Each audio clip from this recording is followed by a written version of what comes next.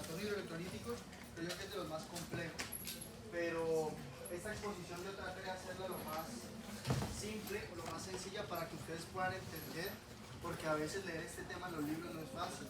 Inclusive para uno, cuando yo estaba de residente me pusieron esta charla, yo me quería morir, porque era una charla muy compleja, con muchas fórmulas, muchas cosas, pero bueno, ahí poco a poco hemos ido aprendiendo a sintetizar cuál es la información más importante y qué es lo que realmente es relevante para ustedes. De aquí en el examen, porque yo sé que a todos les preocupa eso, yo pregunto lo que digo en mis clases. ¿Listo? Entonces, ustedes prestan mucha atención a la clase y a las diapositivas, sin duda mis preguntas en el examen les va a ir excelente. Bueno, ya ustedes me conocen, los que no han tenido la oportunidad de hablar, mi nombre es David Francisco Saavedra, yo soy internista acá en el hospital, soy docente de la materia de medicinas clínicas y del programa de medicina interna de la universidad, y vamos a empezar a hablar de esta conferencia cuyo nombre quise ponerle paso a paso para su correcta interpretación.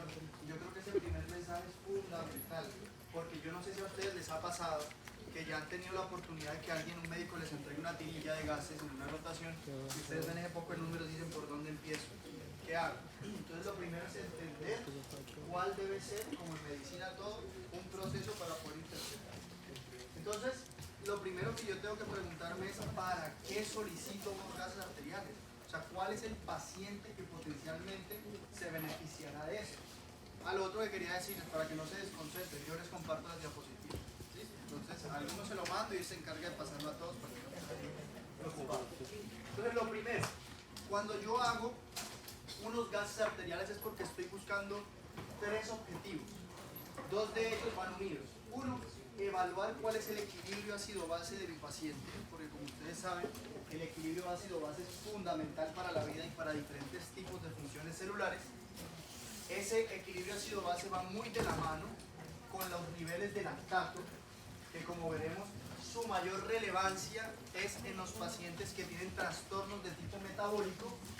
Y una vez hecho eso, he hecho toda la interpretación ácido-base, pasaré a hacer una interpretación del estado de oxigenación. Entonces, tengan siempre esos dos objetivos fundamentales. Entonces, hay que recordar algunos conceptos globales que son, primero, existen tres métodos que están escritos principalmente en la literatura para poder evaluar y clasificar el trastorno ácido-base de un paciente. Primero de ellos, el abordaje fisiológico que incluye la ecuación de Henderson-Hasselbalch. Dos, el enfoque de la base exceso, que básicamente lo que nos permite es evaluar cuál es la magnitud, es decir, qué tan severa es un trastorno metabólico.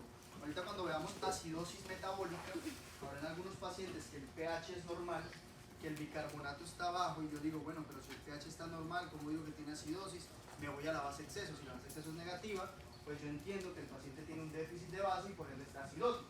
Entonces ese es un enfoque un poco más, digamos, complejo, pero se puede utilizar. Y el último, al cual no voy a entrar ahorita porque creo que es muy complejo para el nivel de lo que necesitamos saber ahora, que es el método físico-químico de la teoría de Stewart, que tiene en cuenta aniones fuertes, aniones débiles y etcétera. Pero yo creo que ese método, si lo hablamos ahora, realmente sería como confundirnos. Entonces, el que yo creo que más les va a servir a ustedes, y de verdad nos sirve, inclusive a mí me sirve, que es el abordaje fisiológico y el enfoque de la base exceso. Entonces, recordemos estos dos conceptos fundamentales. Primero, ¿qué es un ácido? Un ácido, si se acuerdan de por allá de química, es una sustancia química capaz de liberar hidrogeniones en una solución, es decir, tiene la capacidad de acidificar la sangre. Y una base es toda aquella sustancia que tiene la capacidad de aceptar esos iones hidrógeno. Existen muchas bases en el cuerpo, no solo el bicarbonato, sino otras que hacen parte de los sistemas buffer que permiten la compensación del ácido en la sangre. Pero la que más tenemos en cuenta nosotros al momento de evaluar los gases arteriales es el bicarbonato. Ustedes se dan cuenta que uno dice, ¿cuánto está el pH y cómo está el bicarbonato? Es lo que uno más mira porque es la que más prevalece. El otro, tiene el sistema buffer, incluye otros tipos de proteínas como los fosfatos, como la hemoglobina, la oximoglobina y otras cosas que usualmente, la gran mayoría de las veces, nosotros no medimos en la práctica clínica para tomar decisiones. Y eso hace parte inclusive de la teoría físico-química de Stewart, que era lo que les estaba diciendo ahorita. ¿Para qué sirve saber esto, muchachos? Pues bueno, cualquier cambio sérico en la concentración de hidrogeniones hace necesario que existan mecanismos que sean de compensación rápidos, prontos y óptimos. Porque si existe un cambio en el pH y mi cuerpo no está en la capacidad de revertirlo o por lo menos de equilibrarlo, pues obviamente aparecerán ciertos tipos de patologías que pondrán en riesgo la vida del paciente. Nuestro cuerpo es muy inteligente, ¿verdad? Entonces por eso es que nosotros contamos con diferentes tipos o diferentes mecanismos para poder contrarrestarlo. Yo creo que ahí hay sillas, por allá arriba, hay dos, ahí hay otra. Se puede estar ocupado de pero se puede estar ocupado de yo te lo guardo. Entonces tenemos que sea así. el sistema buffer, Ey, que ya les dije que hace parte de un grupo de proteínas, el sistema respiratorio y el sistema renal. Y esto es fundamental, porque ahí es donde vamos a entender la compensación respiratoria y la compensación renal de los diferentes tipos de trastornos ácido-base. Yo creo que esta fórmula ustedes la han visto siempre, o por lo menos en algún momento de su vida, creo yo. Han hablado de la fórmula de la vida, o el sistema buffer del bicarbonato. Todos la han visto alguna vez, ¿verdad? Levante la mano, ¿quién la ha visto? Bueno, quisiera que fueran un poquito más. Pero bueno, esa es la fórmula de la vida, y así le dicen, así se llama, porque realmente es la que nos permite a nosotros mantenernos de cierta manera en un pH normal, que no vaya, digamos, que alterar las funciones metabólicas y celulares. Algunos de ustedes conocen el efecto Bohr y el efecto Haldane, ¿verdad? Que se produce a nivel respiratorio, a nivel celular. Bueno, esta fórmula de la vida en gran parte, en gran parte, el efecto Bohr y el efecto Haldane tienen su, digamos que base en esta fórmula. Entonces, ¿qué nos quiere decir esta fórmula? Principalmente, hablemos de los hidrogeniones, ¿ya? Todo lo que aumente la producción de hidrogeniones, esta es una fórmula que es bidireccional, ¿sí? Para allá y para acá. Si hay alguna situación en el cuerpo que aumenta la presencia de ácidos, cualquiera que sea, un ácido, ese ácido aumenta al reaccionar con el bicarbonato sérico, genera un aumento en el ácido carbónico. Y ese ácido carbónico posteriormente se va a disociar en agua y en CO2. Entonces, si yo tengo un aumento de la concentración de hidrogeniones, finalmente, por toda la fórmula, tendré un aumento del CO2. Y si yo tengo un aumento del CO2, ¿cuál va a ser la respuesta de mi sistema respiratorio ante los aumentos del CO2? Pues la taquipnea, la hiperventilación. Porque recuerde que a nosotros lo que nos hace respirar es la hipercapnia, no la hipoxemia. Nosotros respiramos es por retención de CO2.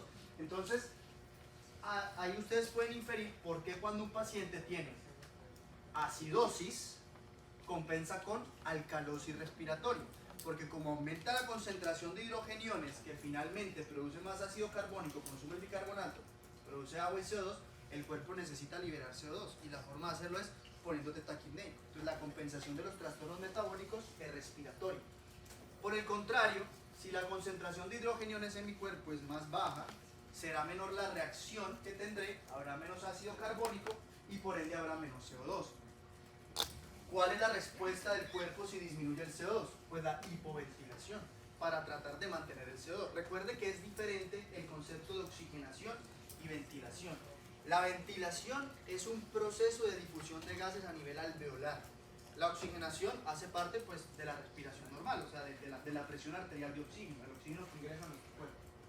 De igual forma, si no la vemos de este lado, sino de este lado, aquellas situaciones que me lleven a un aumento del CO2, como por ejemplo un paciente que tenga EPOC.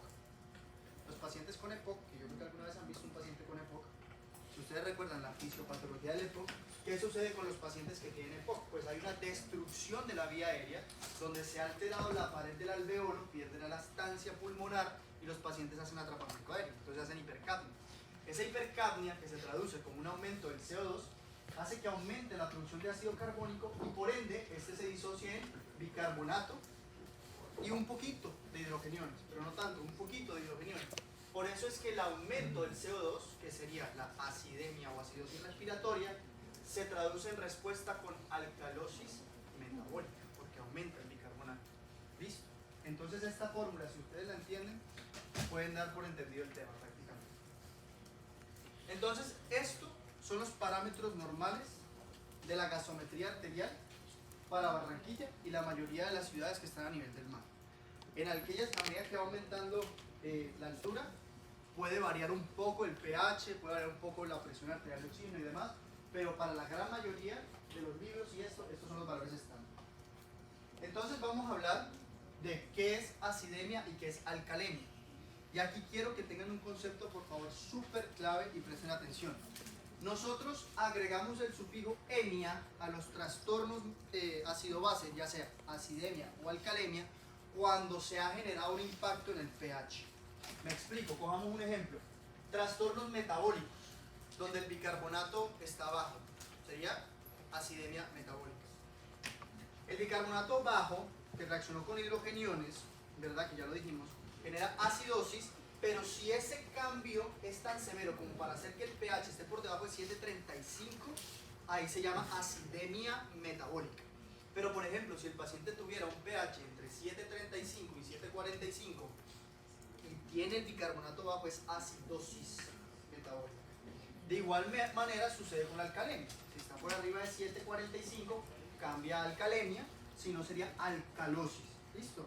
Y esto sirve para los trastornos primarios. Eso queda claro, ¿verdad? Bueno.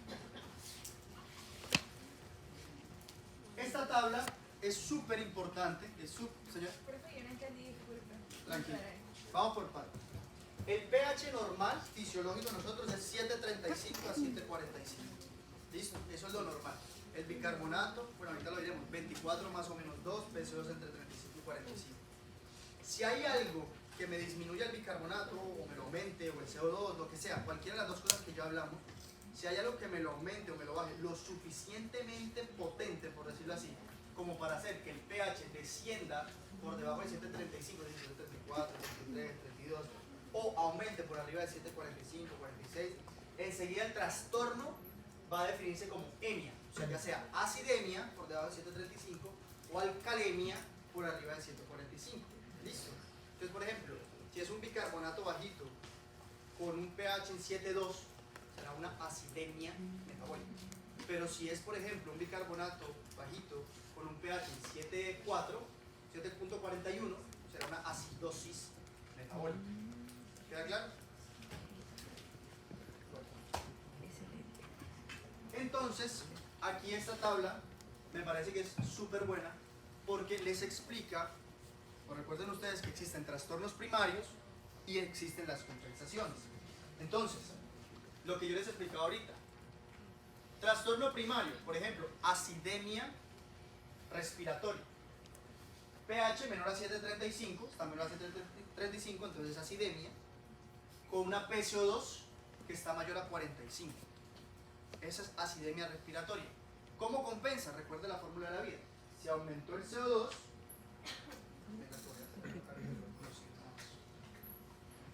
para que lo recuerdes.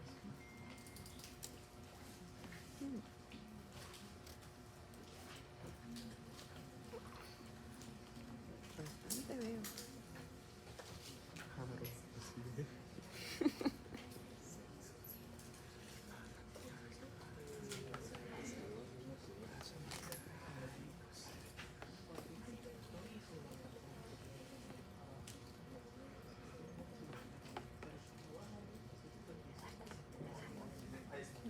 Entonces, si yo tengo acidemia respiratoria, que es pH menor de 7.35, ya sabemos que es emia, y respiratoria, donde quiere decir que aumentó el CO2, aumenta el bicarbonato, aumenta el ácido carbónico, aumenta el bicarbonato.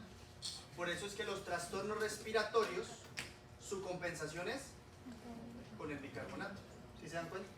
Ahora, si tenemos una alcalemia respiratoria, pH mayor a 7.45, donde el POC2 bajó, el ácido carbónico bajó y los hidrogeniones bajaron, responden con el bicarbonato. Entonces, fíjense que los trastornos donde la alteración primaria está en el CO2, la respuesta esperada es en el bicarbonato. Bicarbonato, por la fórmula de la vida que ya hablamos. Pero, por ejemplo, acidemia metabólica. Si yo tengo aumento de los hidrogeniones, ¿verdad?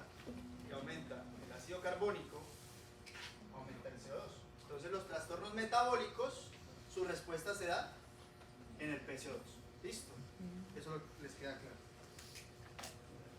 Ahora, existen fórmulas para saber qué tanto debería cambiar la concentración de uno u otra sustancia. Eso ya lo vamos a ver ahora.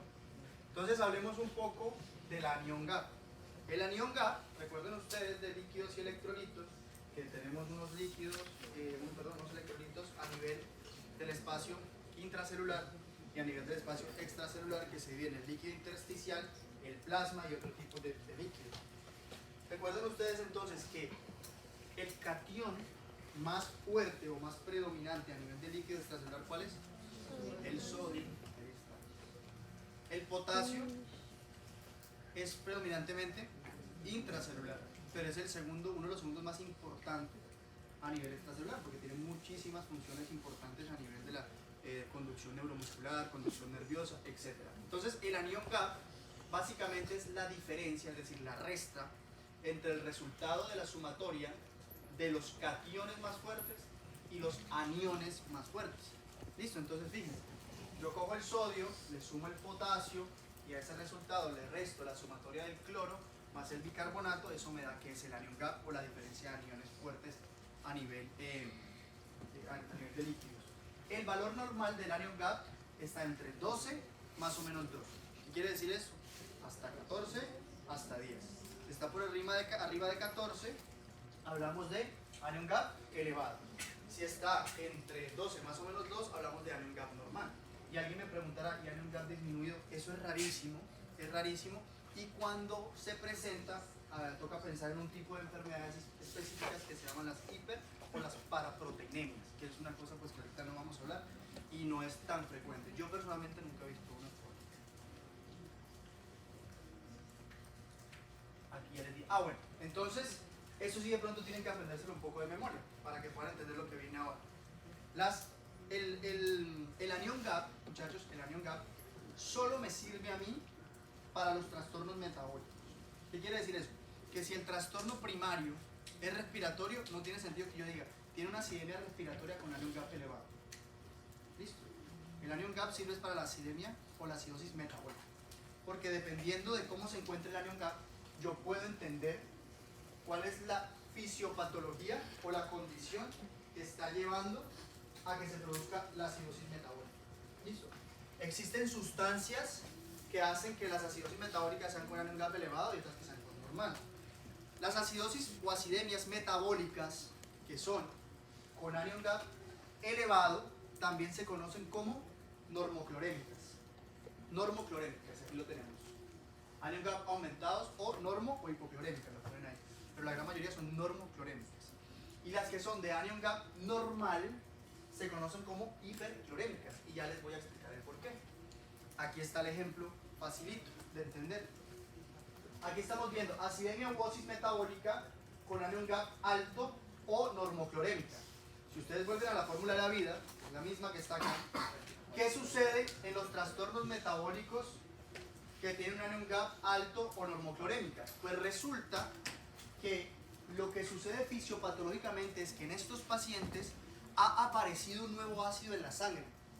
Se produjo un nuevo ácido, ya sea por un trastorno exógeno o endógeno, pero hay producción de ácido en la sangre. El ejemplo más típico, un paciente que hace acidosis láctica, la sepsis que ustedes tanto ven. Un paciente que está séptico se hipoperfunde, ¿verdad? O sea, disminuye el metabolismo aeróbico a nivel tisular y produce lactato, porque el piruvato de la vía de la glicólisis no tiene la capacidad de entrar a la mitocondria para llevar a cabo el ciclo de Krebs y todo lo demás. Entonces, ¿qué hace?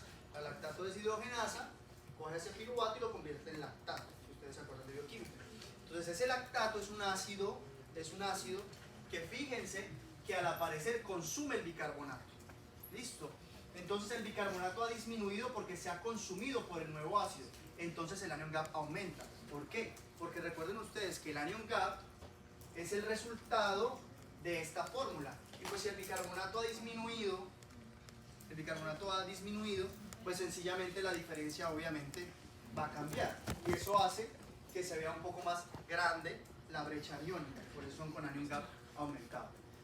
Existen causas tanto endógenas como exógenas, como les decía. Y aquí están los ejemplos. Entonces fíjense, la causa es endógena, que yo produzca lactato por alguna razón. O por ejemplo, tengo diabetes y me da una crisis hiperglicémica y hago una cetoacidosis diabética. Entonces, los cuerpos cetónicos, que si ustedes se acuerdan de bioquímica, ¿alguien me puede decir aquí qué es un cuerpo cetónico? Levante la mano, ¿qué es un cuerpo cetónico? Eso no se produce por la oxidación. Tiene que ser. La detoxificación de esas grasas. Da como subproducto. ¿Ustedes quieren la bioquímica, Lizarate? En la vida no lo veo. Bueno, Eso todas las- para que lo entiendan fácilmente, un cuerpo cetónico es como, es el resultado de uno de los, digamos, de las vías metabólicas del catabolismo, la cetogénesis, que lo que hace es una forma de que el cuerpo entrega energía a los demás tejidos cuando no pueden utilizar glicólisis. Entonces los cuerpos cetónicos se pueden producir a partir de diferentes tipos de sustancias y su, digamos que objetivo principal es que el cuerpo obtenga energía cuando no puede hacer la adecuada utilización de la glucosa. Entonces los pacientes, por ejemplo, que tienen diabetes, una situación diabética, ellos tienen glucosa, la glucosa entra. El problema es que la insulina no permite que haya captación de esa glucosa. Entonces, si está hiperglicémico, el problema es que no puede entrar esa glucosa al organismo, al músculo, a los diferentes lados, porque muchas de estas transportadoras de glucosa dependen de la insulina. Entonces, si yo no tengo insulina o está muy baja, pues no utilizo la glucosa. Entonces, ¿cuál es la única manera que tiene el cuerpo para poder ofrecer energía? Bueno, le dice al paciente diabético, no me estás dando glucosa, yo voy a empezar a hacer lipólisis, glucogenólisis, gluconeogénesis, y cojo todo esto y produzco, por cetogénesis, cuerpos cetónicos. Entonces, esos cuerpos cetónicos es lo que explica por qué en la cetosis diabética hay cetonemia, o cuerpos cetónicos positivos. Y esos cuerpos cetónicos son un ácido. Son un ácido. Entonces, al ser un ácido, pues consumen bicarbonato y por eso es que el paciente con cetoacidosis diabética tiene acidemia metabólica. Tiene acidemia metabólica porque tiene cetoácidos que han aparecido en la sangre por la inanición. ¿Entendido? Entonces, endógenas como la diabetes, la inanición, el etanol, el glucagón, por aquí dice el glucagonoma, que es un tipo de tumor. La disminución de la tasa de filtrado glomerular, es decir, los pacientes con enfermedad renal crónica. La rhabdomiólisis o exógenas, por ejemplo, algunos estudiantes los fines de semana, mucho consumo de alcohol, eso puede producirlo. La intoxicación por salicilatos, la intoxicación por acetaminofén, todo eso puede dar ese trastorno. Y ojo con esto, no toda producción de lactato es por sepsis o por hipoperfusión. No sé si alguna vez en su vida han escuchado la clasificación de Woods, que es esta que les muestro ahorita. Hay dos tipos de lactato, la lactoacidosis tipo A y la lactoacidosis tipo B. La principal diferencia radica en de dónde viene el lactato o por qué se produce el lactato. Pues digamos que el lactato viene del mismo lado, pero ¿por qué se produce? En las tipo A es la acidosis láctica donde existe una hipoperfusión tisular real, ¿sí? Es decir, el paciente realmente está en analobiosis por un problema de hipoperfusión, el que sea. Mientras que en la tipo B, ustedes pueden tener el B1, B2 y B3 dependiendo del sustrato fisiopatológico. Entonces, por ejemplo, algunos pueden tener falla hepática, falla renal, malignidad. Me pasó aquí como anécdota rápida, una vez trabajando en la UCI, me pasó que un paciente tenía lactato alto en 7, 8. Que bueno, pero este man que nosotros lo mirábamos, no estaba hipoperfundido, no estaba oligúrico, no estaba con alteración del estado de conciencia, seguía con acidemia metabólica, pero no entendíamos de dónde sale este lactato. Y pusimos a pensar, no, bueno, lo único es que son las lactocidosis tipo B. Y evidentemente el paciente por allá, alguien se le prendió el bombillo, estábamos revisando el caso, y vimos que tenía trombocitopenia y tenía leucocitosis marcadísima. Nosotros dijimos, bueno, esto no parece ser sepsis, ¿qué estará pasando? Le hicimos un aspirado de médula ósea y tenía una leucemia. Y la leucemia, precisamente que le hicimos el diagnóstico, estaba produciendo por malignidad lactato, pero no era por hipoperfusión. Y nosotros estábamos perdidos locos de un lactato, para que vean ustedes que hay que pensar otras cosas. Algunos medicamentos o toxinas, o inclusive errores innatos en diferentes vías metabólicas. Y en la acidosis metabólica con anion gap normal o hiperclorémica, fíjense lo que sucede. Aquí no aparece un nuevo ácido. aquí lo que sucede es que el bicarbonato se está perdiendo directamente por alguna parte. Por ejemplo, la diarrea hace que pierda bicarbonato, pero no porque apareció un nuevo ácido que lo consumió en la sangre, sino porque el paciente lo está botando por algún lado. El problema con el bicarbonato es que cuando se pierde bicarbonato por esa forma se pierde agua. Entonces, por lógica, si yo tengo una solución donde tengo dos solutos, ¿verdad? Y uno de los solutos arrastra la mayor cantidad del solvente, ¿qué va a pasar con el otro soluto? Se concentra. Se concentra más. Se concentra más. Entonces por eso se llaman hiperclorémicas. Pero es una elevación falsa del cloro. Lo que pasa es que disminuyó el solvente y el otro soluto. ¿Ya? Por eso es que no se eleva el anion gap. Porque la concentración de cloro aumentó en relación a la pérdida del bicarbonato, lo que permite que el anion gap se mantenga estable. ¿Listo? Diferente del otro lado, que el otro lado tenía el cloro y el bicarbonato, pero el bicarbonato bajó completamente porque lo consumió otro ácido, pero este no tuvo la manera de aumentar. Por eso es que aquí el anion gap no varía. ¿Sí? ¿Queda claro? Perfecto. ¿Cuáles son las causas de anion gap normal o hiperclorémica? Bueno, fíjense, la alimentación parenteral son menos frecuentes. El uso de la acetazolamida, que es un inhibidor de la anidrasa carbónica. Alteraciones renales, como las acidosis tubulares renales tipo 1 y tipo 4, que son enfermedades bien complejas. De estas acidosis tubulares renales tipo 1 y tipo 4, hay algunas que producen hipocalemia y otras que producen hipercalemia. La diarrea, es obvio porque se pierde bicarbonato y agua. Las ureteroenterostomías, la pancreatitis y la hipercloремia. Todo paciente que tenga acidosis metabólica con anion gap normal, hay que calcularle el gap urinario. Esto pues no voy a entrar a ahondar mucho porque, como les digo, no es lo más frecuente, pero esto lo hacemos principalmente para determinar en los pacientes que tienen sospecha de acidosis tubular renal, saber si es una tipo 1 o tipo 2. Hablemos entonces del equilibrio ácido-base. Esta ha sido la inducción. Ahora sí vamos a ver. Todo va claro hasta ahora.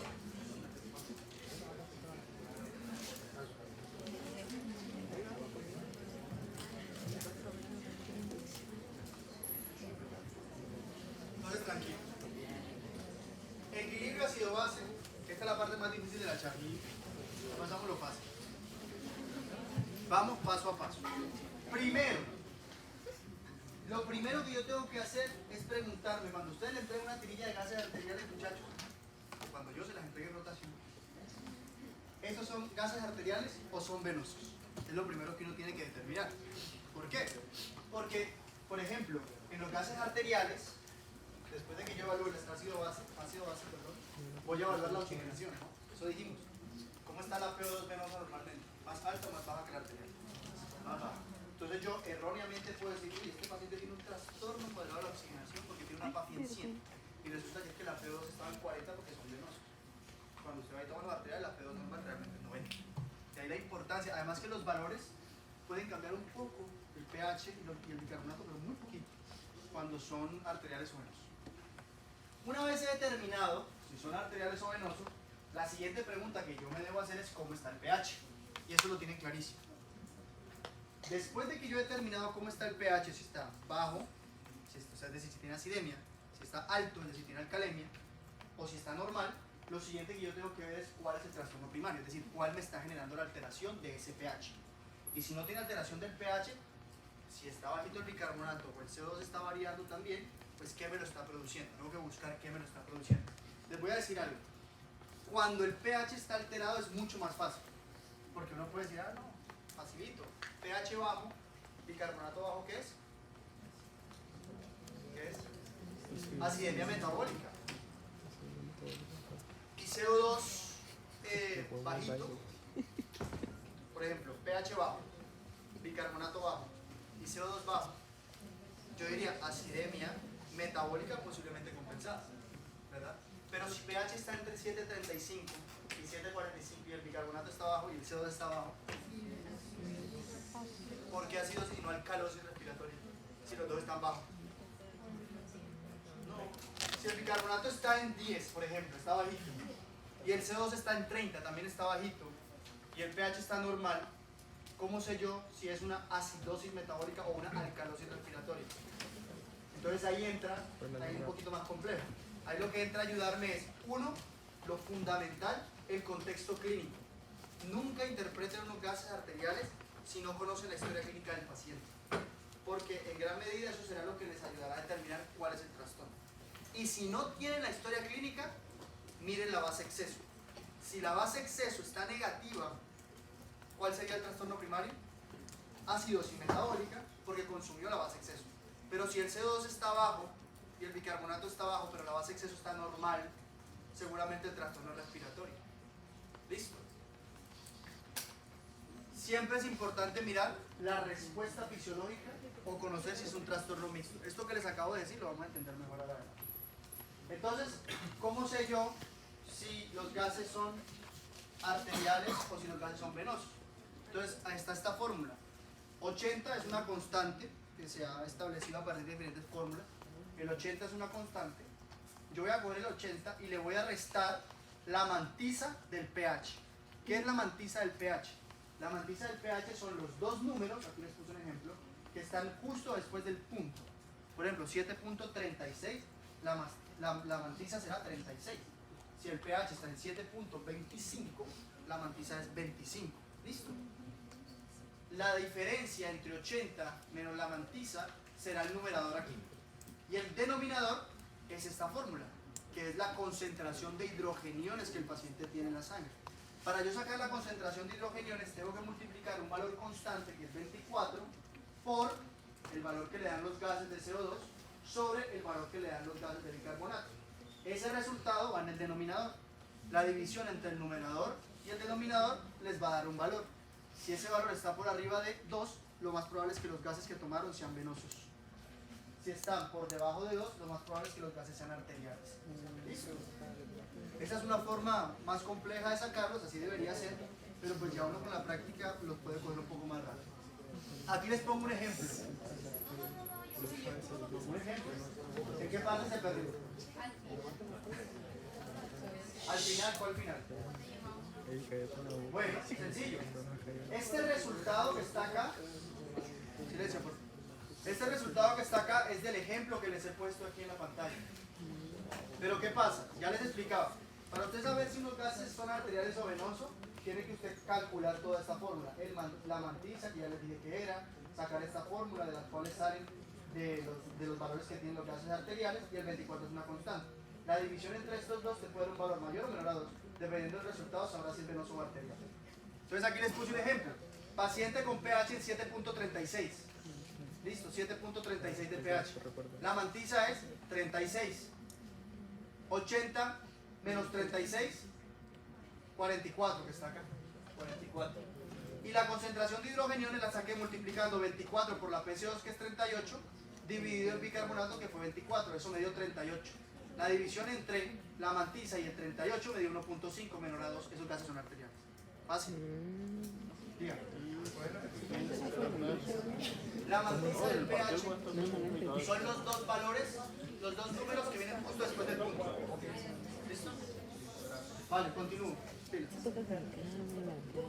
Una vez yo he determinado si los gases son arteriales o son venosos, menos arteriales, pues hago la interpretación. Si el paciente tiene hemia o tiene osis, y eso ya lo hemos dicho hasta el cansancio.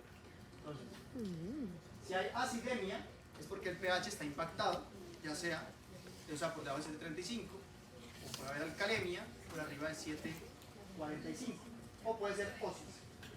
Si es osis, puede ser metabólica, en cuyo caso sería acidosis o acidemia metabólica, o alcalosis o alcalemia metabólica.